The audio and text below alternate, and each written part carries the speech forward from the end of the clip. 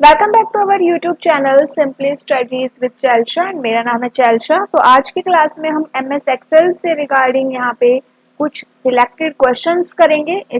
इसमें आपके कुछ प्रीवियस ईयर क्वेश्चंस भी रहेंगे एंड साथ ही साथ मैंने कुछ एक्स्ट्रा सिलेक्टेड क्वेश्चंस भी यहाँ पे इंक्लूड किए हैं। ठीक है, लास्ट क्लास में हमने एमएस वर्ड के एमसीक्यूज किए थे।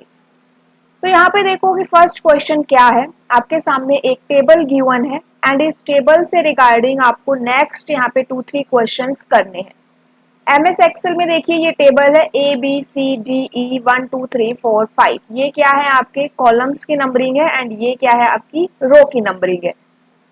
क्वेश्चन स्टार्ट करने से पहले मैं आपको बता दूं कि यहाँ पे क्या होता है। ये क्या है, आपकी एक सेल है। ठीक है, क्या होती है सेल। सेल क्या होती है, intersection of row and column क्या कहलाती है, आपकी सेल कहलाती है। देन एक सेल का एड्रेस भी होता है एंड सेल का एड्रेस लिखने के लिए क्या करेंगे, सबसे पहले कॉलम का नंबर आएगा। जैसे कि अगर हमें इस सेल का एड्रेस लिखना है तो यहाँ पे पहले आएगा कॉलम का नेम, वो क्या है आपका ए, एंड रो हेडिंग क्या रहेगी 1।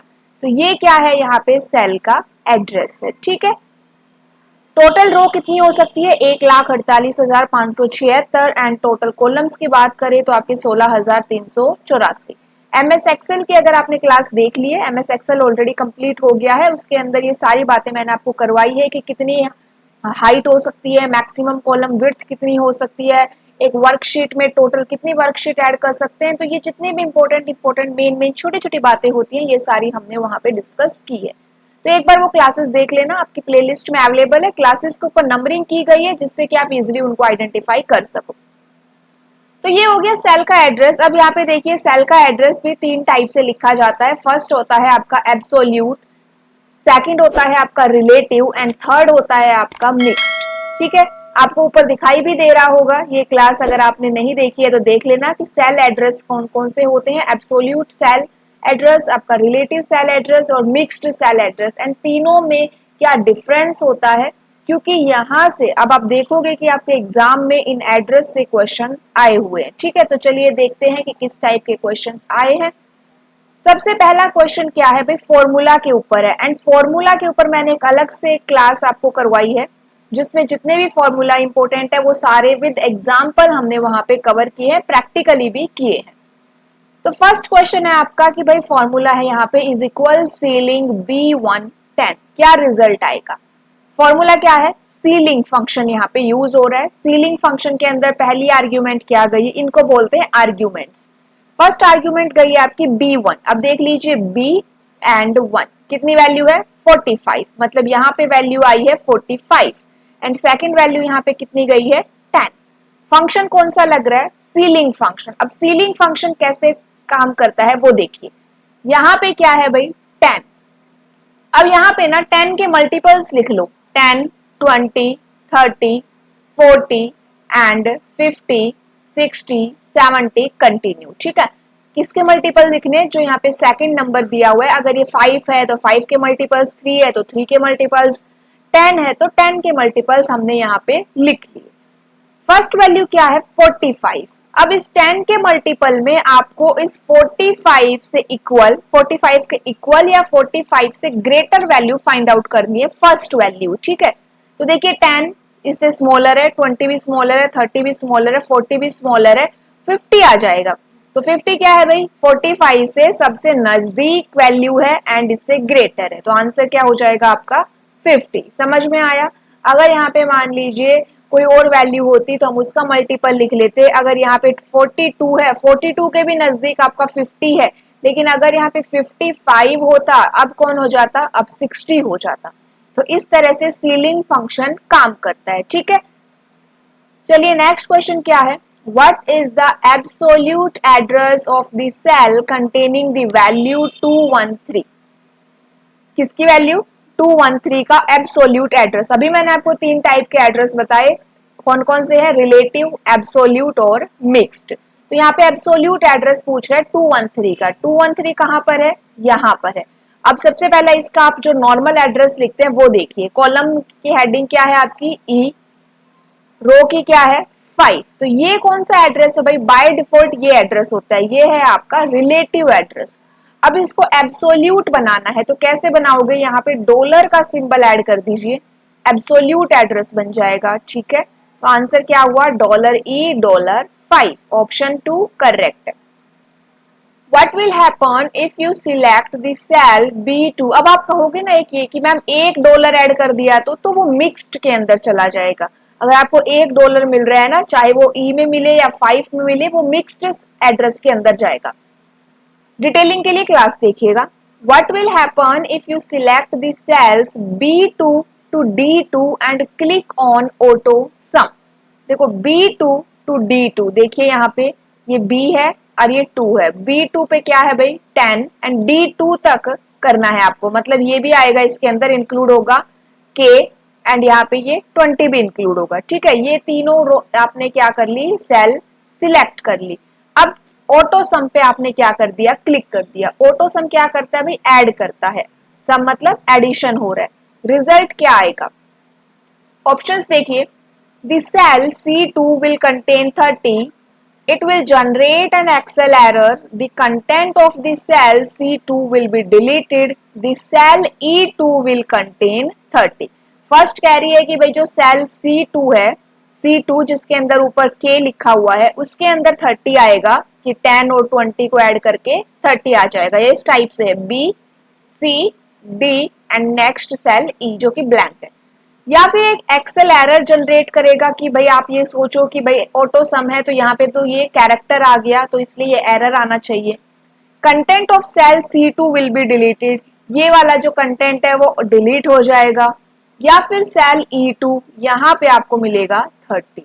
तो देखिए जब आप ये सिलेक्ट करोगे, ऑटो सम पर क्लिक करोगे तो आंसर आएगा आपका 30। ये क्या करेगा, नंबरिंग वाली वैल्यू को, ओनली नंबर्स को ऐड कर देगा एंड जो नेक्स्ट यहाँ पे सेल ब्लैंक है, यहाँ पे देखो ये ब्लैंक है, यहाँ पे क्या आ जाएगा, इसका आंसर आ जाएगा 30। ठीक है, तो cell E2 will contain 30, C2 के साथ कुछ भी नहीं होगा, ना तो ये नंबर, ये कैरेक्टर डिलीट होगा, ना ये यहाँ पे ये रिजल्ट आएगा, या और ना ही ये कोई एरर जनरेट करेगा। नेक्स्ट क्वेश्चन देखिए, what will be the result of the formula floor. ऊपर देखो सीलिंग फंक्शन पूछा गया है, यहाँ पे फ्लोर फंक्शन पूछा गया है। अब सीलिंग में मैंने क्या बताया कि भाई आपको मल्टीपल्स लिखने हैं और उसके इक्वल या ग्रेटर वाली वैल्यू आपको आंसर देनी है। ठीक है, फ्लोर में उसका ऑपोजिट होता है, फ्लोर में हमें उससे स्मॉलेस्ट वैल्यू लिखनी होती है, या तो इक्वल या स्मॉलेस्ट वैल्यू। देखो कैसे, B5, सबसे पहले देखो कि B5 के अंदर क्या वैल्यू है, ये है आपका B एंड ये है आपका 5, 35 है। ठीक है, तो वैल्यू है हमारी 35 और हम मल्टीपल किसका निकालेंगे, 16 का, तो ये हो गई 35। अब यहाँ पे देखिए 16 के मल्टीपल्स लिख लीजिए, 16, 32 एंड 48 एंड सो ऑन।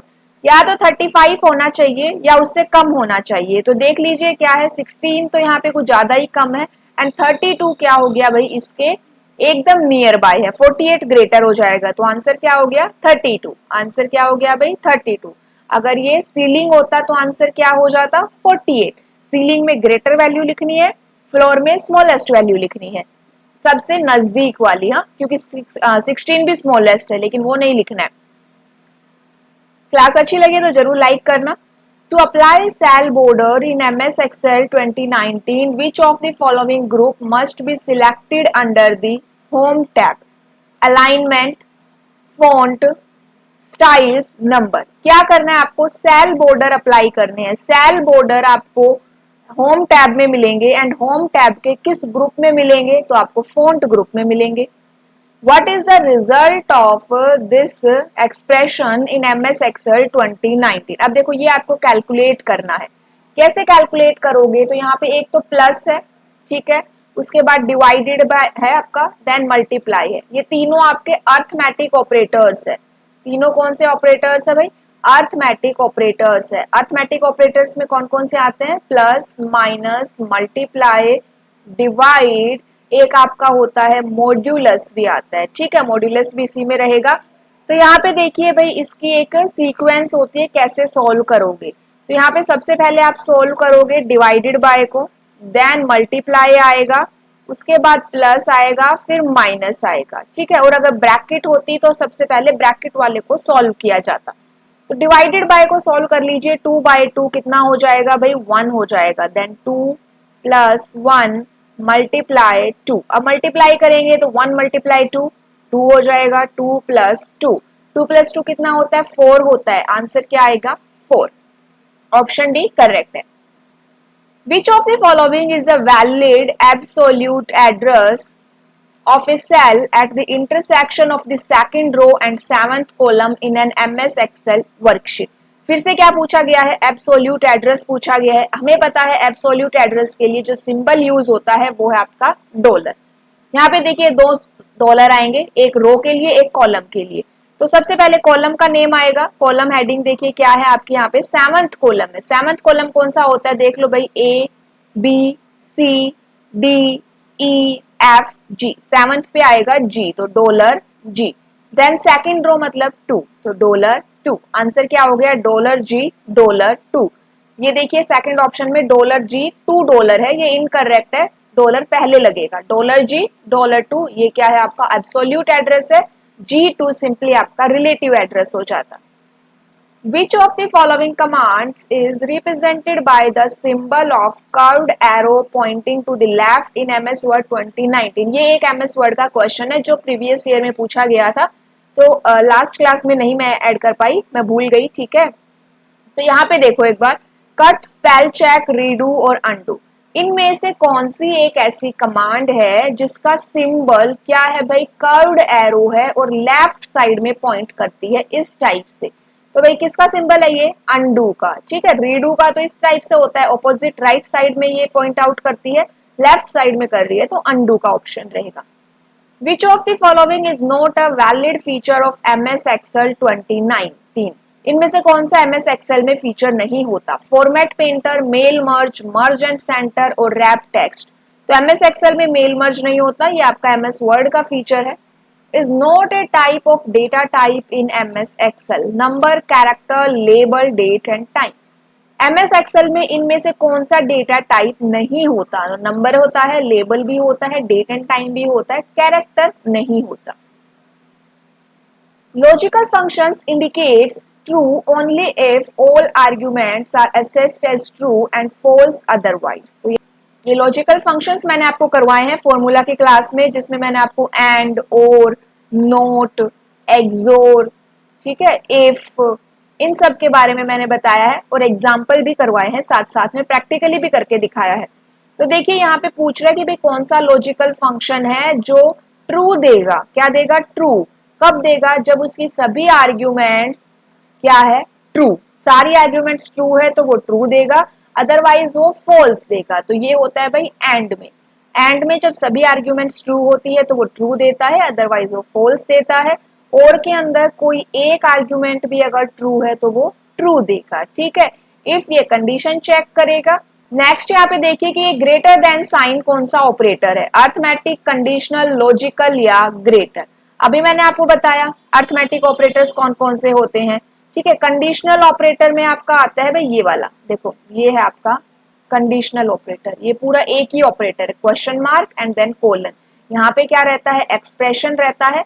यहाँ पे जो अगर ये कंडीशन ट्रू है तो ये वैल्यू यहाँ पे आएगी, कंडीशन फॉल्स है तो ये वैल्यू यहाँ पे आती है। ये आपका होता है कंडीशनल ऑपरेटर, ठीक है, ये कंडीशनल ऑपरेटर है।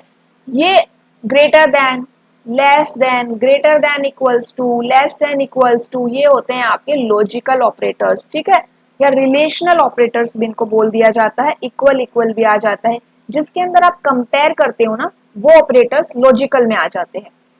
नेक्स्ट यहाँ पे देखिए correct syntax of if function, ये मैंने आपको फॉर्मूला टैब में करवाए हैं, वहां पे मेंशन भी है कि इफ फंक्शन का करेक्ट सिंटैक्स क्या होता है। तो देखिए क्या होता है इफ फंक्शन का, यहाँ पे देखो इफ के लिए होती है भाई सब, ये होता है सबसे पहले इफ, फिर उसके बाद उसकी कंडीशन आती है, देन जब ये कंडीशन ट्रू होगी तो यहाँ पे वो वैल्यू आएगी, अगर ये कंडीशन फॉल्स है तो आपको कौन सी वैल्यू चाहिए वो आती है। तो यहाँ पे देखिए ट्रू है, मतलब ये ट्रू ही में लिखेगा हमेशा, तो ये इनकरेक्ट है, ट्रू नहीं लिखता है, यहाँ पे कोई वैल्यू आती है, ठीक है, जो आप वैल्यू दोगे वही आएगी। नेक्स्ट यहाँ पे देखिए वैल्यू इफ ट्रू, ये वैल्यू इफ फॉल्स, ये करेक्ट है कि भाई ये कंडीशन है, यहाँ पे आपने मान लीजिए 5 दिया और कंडीशन ट्रू है तो 5 प्रिंट होगा, अगर ये आपने 6 दिया और कंडीशन अगर फॉल्स है तो ये आपको 6 प्रिंट होगा। जैसे कि 7 is greater than 5, condition true है तो मतलब ये 5 प्रिंट करेगा। यहाँ पे मैं कोई भी वैल्यूज दे सकती हूँ, तो ऑप्शन बी आंसर रहेगा। Next question, type of chart is good for a single series of data. अब जब मैं आपको चार्ट करवा रही थी तो मैंने आपको जो टाइप्स ऑफ चार्ट करवाए थे उसमें मैंने आपको बताया था कि भाई कौन सा चार्ट किसके लिए यूजफुल रहेगा। तो एक बार वो देख लेना, वहां पे एग्जांपल मेंशन है। यहाँ पे देखिए कौन सा चार्ट भाई हम देखेंगे for a single series of data. Data की सिंगल सीरीज के लिए कॉलम चार्ट होता है, वो कौन सा होता है आपका, ये होता है कॉलम चार्ट, ठीक है। कॉन चार्ट, लाइन चार्ट, ये लाइन चार्ट होता है। ये पाई चार्ट, आंसर क्या रहेगा, pie chart. Name the keyboard shortcut to use to switch between open Excel windows. जितने भी शॉर्टकट कीज है उनको एक ही क्लास में करवाया गया है, अलग से भी करवाया गया है, ठीक है, लेकिन फिर बाद में मैंने सभी कीज को कंबाइन करके एक सिंगल क्लास बनाई थी जिसमें आपकी Word, Excel, PowerPoint, keyboard से रिलेटेड सारी कीज रहेंगी, इंपॉर्टेंट कीज रहेंगी, ठीक है। एंड जो आपकी पीडीएफ है उसमें आपको एक्स्ट्रा शॉर्टकट कीज भी मिलेंगी, ठीक है, वो इंग्लिश में है।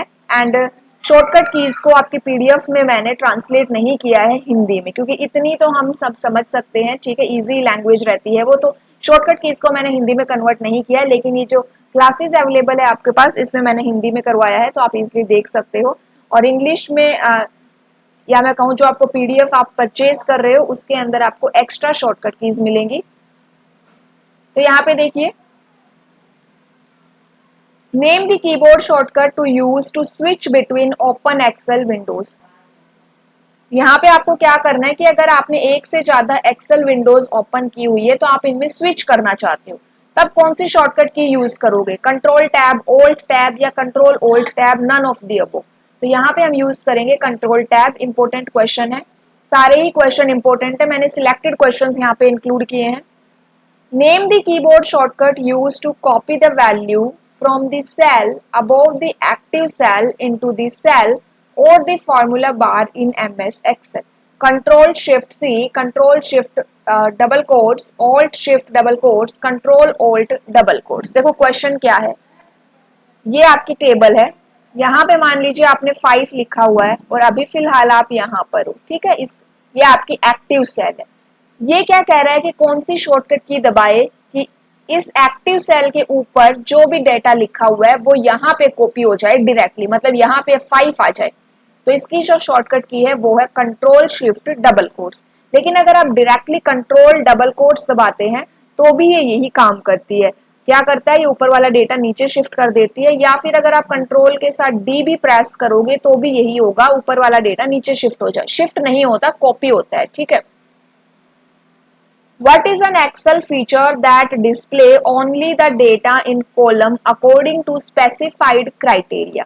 ये आया हुआ क्वेश्चन है, filtering, sorting, formula, pivot. Question क्या है कि भाई आप क्या कर रहे हो, आपकी टेबल में बहुत सारे कॉलम्स है, लेकिन आपने एक कंडीशन दे दी, आपने क्राइटेरिया दे दिया। क्या क्राइटेरिया दे दिया कि भाई किसी के मार्क्स 50 से ग्रेटर है, केवल उन्हीं का डेटा शो करो। तो आपने क्या दे दिया, ये क्राइटेरिया दे दिया। तो ये हम क्या कहते हैं, फिल्टरिंग करती। जैसे कि अगर आप ऑनलाइन शॉपिंग करते हैं तो अमेजोन वगैरह पे, तो वहां पे भी आप क्या करते हो, फिल्टरिंग करते हो। आप वहां पे अलग अलग क्या देते हो, अपने क्राइटेरिया देते हो, अपना साइज ऐड करते हो, पैटर्न्स ऐड करते हो। तो वो सारे क्या है, क्राइटेरिया दे रहे हो, किसमें आ जाती है वो, फिल्टरिंग में। शॉर्टिंग क्या होती है, असेंडिंग या डिसेंडिंग ऑर्डर, वो शॉर्टिंग होती है। What happens when you click on Control plus X after selecting some cells in Excel? यहाँ पे जब क्या करते हो, अगर आपने कुछ एक्सेल में सेल को सिलेक्ट किया, देन कंट्रोल एक्स आपने प्रेस किया, तब क्या होगा, the cell content of selected cell disappear from the cell and stored in clipboard. क्या कह रहा है कि भाई जो भी आपने सेल सिलेक्ट की है वो क्या हो जाएगा, डेटा आपको दिखाई नहीं देगा, डिसअपियर हो जाएगा और क्लिपबोर्ड में चला जाएगा, जैसे कि एमएस वर्ड में चला जाता है। Value in the selected cell are marked for cutting, या फिर वो सेल्स मार्क्ड हो जाएंगे। The selected cells are deleted and cells are shifted left, वो सेल्स डिलीट होके लेफ्ट की साइड में शिफ्ट हो जाएंगी।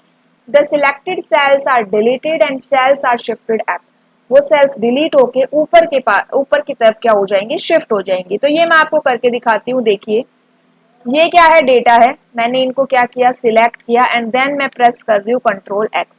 देखो एक अलग से यहाँ पे क्या हो रहा है भाई, आपको ये डैश डैश डैश करके दिखाई दे रहा है, मतलब ये मार्क्ड हो गई है, कट नहीं हुई है, डिसअपियर नहीं हुई है, ना ही कहीं पर शिफ्ट हुई है, ये क्या हो गई है, मार्क्ड हो गई है कि भाई इनको हम कट करने वाले हैं।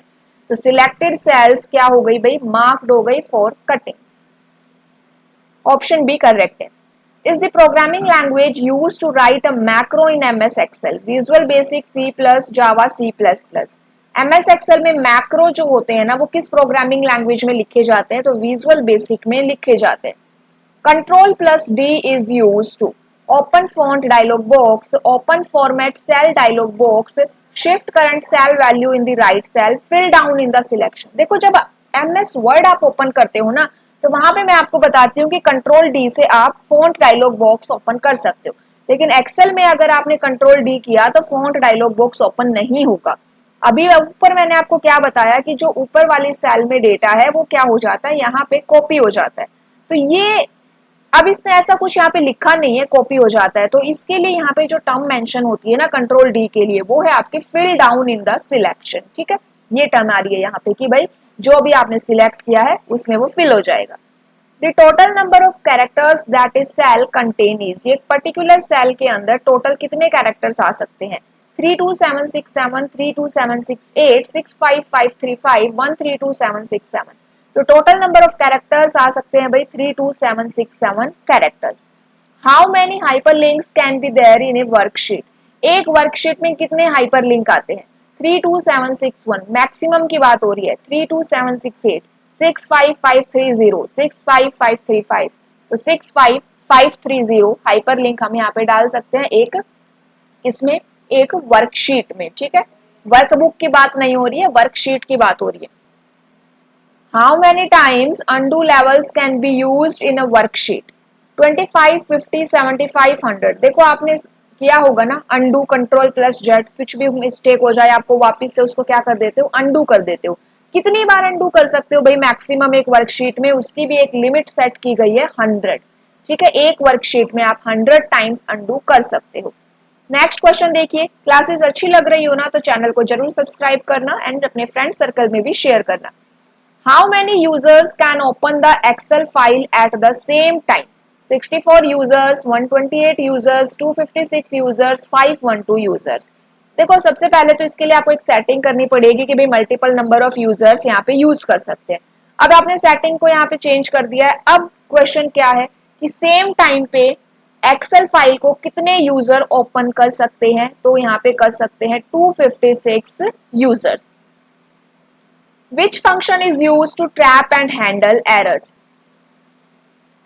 If error, error, if NA, if trap. यहाँ पे क्वेश्चन है कि एरर हैंडल करने के लिए कौन सा फंक्शन यूज होता है, तो यहाँ पे यूज होता है आपका if error function. Which function is use to trap and handle hash N A, मतलब नॉट अवेलेबल, मतलब वो वैल्यू अवेलेबल ही नहीं है, तब कौन सा यहाँ पे इस एरर को, नॉट अवेलेबल वैल्यू को, नॉट अवेलेबल एरर को यहाँ पे कौन सा फंक्शन हैंडल करेगा, तो यहाँ पे करेगा if error, error, if N A, if error N A, तो इफ एन ए करेगा। ठीक है, नॉर्मल एरर को हैंडल करेगा इफ एरर और नॉट अवेलेबल वैल्यू वाले एरर को हैंडल करेगा if N A. Which function is used to match multiple values and returns the first match? If s and यहाँ पे if और switch, मतलब यहाँ पे क्या पूछ रहा है भाई कि मल्टीपल वैल्यूज है, जैसे कि यहाँ पे case a, case e, case i, ये मैं आपको थोड़ा सा टेक्निकल टर्म में जा रहा है, केस o, केस u, इस तरह से हमारे पास मल्टीपल वैल्यूज है एंड जो पहला मैच हो जाएगा ना कि हम a के लिए सर्च कर रहे हैं तो ये क्या कर देगा, इसी वैल्यू को यहाँ पे रिटर्न करवाएगा, यहाँ पे जो भी एक्सप्रेशन देंगे उसको रिटर्न करवाएगा। तो ये होता है आपका स्विच। स्विच के अंदर मल्टीपल वैल्यूज को मैच किया जाता है, लेकिन इफ के अंदर आप एक टाइम पे एक ही कंडीशन को चेक कर रहे हो। वो क्या, अगर आपने ए के लिए चेक किया, जैसे आपने ए इज ग्रेटर देन 5 लिख दिया तो आप केवल इसी के लिए चेक करेंगे, लेकिन स्विच के अंदर आप greater than 5, greater than 6, greater than 7 एक साथ बहुत सारी वैल्यूज के लिए चेक कर सकते हैं। Which function is used to create a date with year, month and day? Date function, dated, if function, date value function, current date function। तो यहाँ पे क्या कर रहा है कि आपको एक डेट क्रिएट करनी है with year, month and day, तो इसके लिए डेट फंक्शन यूज होता है। डेट वैल्यू फंक्शन क्या करते हैं, आपने कोई भी डेट यहाँ पे एंटर करी, ठीक है, ये उसको जो भी आपका सिस्टम फॉर्मेट यूज कर रहा है उसके अंदर वो उसको कन्वर्ट कर देते हैं। देखिए यहाँ पे मैं आपको दिखाती हूँ, is equals to date function. क्या है हमारा डेट फंक्शन, क्या लिख रहा है इसके अंदर, return the number that represents the date in Microsoft Excel date time code.